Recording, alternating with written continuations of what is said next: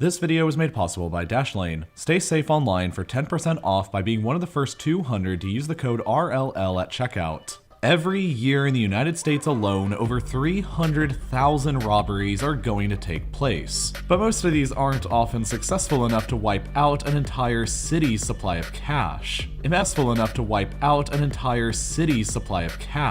Imagine for a moment if in a few minutes a group of robbers managed to steal almost all of Washington, D.C.'s cash. Because this story is almost as ridiculous as that one.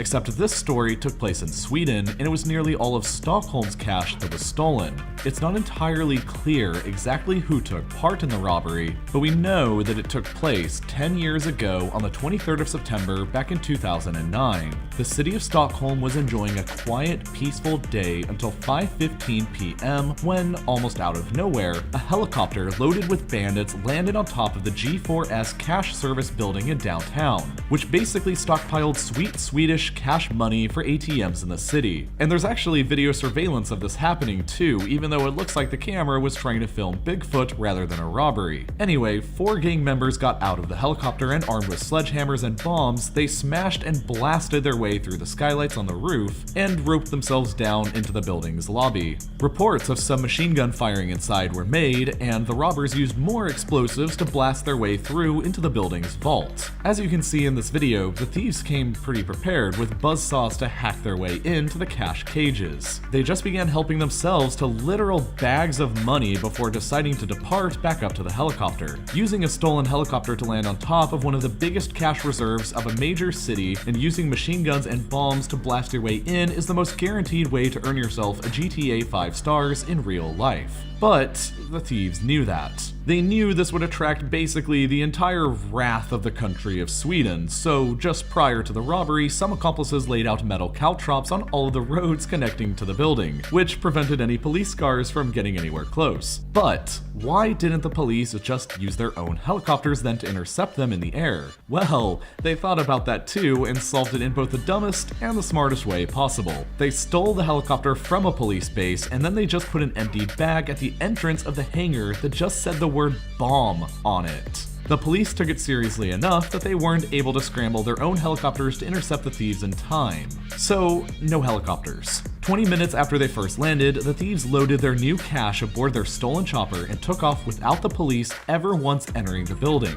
The Swedish government has never publicly confirmed exactly how much money was stolen, but speculation ranges anywhere between $5 million US equivalent on the low end, up to multiple hundreds of millions of US dollars equivalent on the high end. We may never know the true amount, and the thieves completely got away with the crime for exactly 1 or 2 days. Just 2 hours and 40 minutes after they left with the money, the helicopter was discovered in the woods just 30 kilometers to the north of Stockholm. Just 2 days after the heist, one of the men responsible was caught fleeing to the Dominican Republic, where he was apprehended by the local police and extradited immediately on a chartered plane back to Stockholm to face trial. Another man attempted to flee to the Canary Islands, where he was met right out of the gate by the special services arm of the Swedish police. In total, over the next year, 7 men were arrested and sentenced by the Swedish government for their roles in the robbery. While nobody was physically hurt, they had stolen an unbelievable amount of money through violence. The pilot of the helicopter received 7 years for his role in the crime. One of the men who entered the vault also received 7 years as well.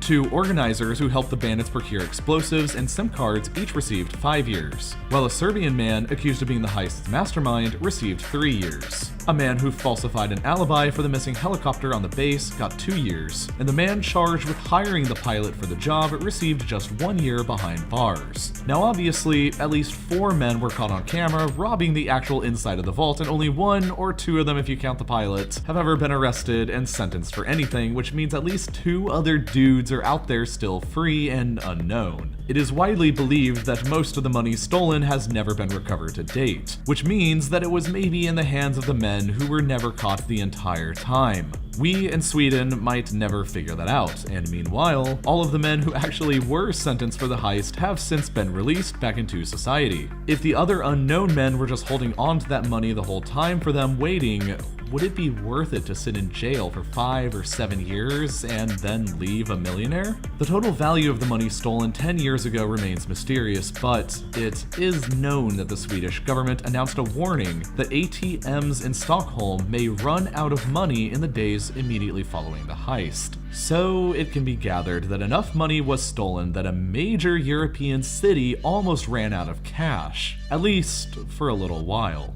So if these bad guys fought so hard and thought so far in advance to pull off a heist to steal money behind the vault of a secure bank, imagine what they would do with your bank or credit card information that's probably not actually secured at all. For example, do you use the same password for every site that you use? Because if some dude in his apartment in Belarus figures it out, they'll immediately have access to your entire life basically, and I get it. Using different passwords for different websites is really tough because then you'd actually have to, think and remember all of them, unless, that is, you use Dashlane. Because Dashlane securely stores all of your passwords into a single place and then autofills them when you go to log in. It's really, honestly, very easy. But more than that though, Dashlane is like an online security toolbox, so it includes plenty of other useful features like a VPN, secure file storage, dark web monitoring, and even more. While you probably don't have hundreds of millions in a bank vault, your online data is still pretty valuable and it's potentially at risk. So you can start using some of Dashlane's features for free to keep your online data secure, or for less than the price of most standalone VPNs, you can get Dashlane Premium with all of their features for 10% off by being one of the first 200 to use the code RLL at dashlane.com/RLL. Thank you for watching, and I'll see you again next week.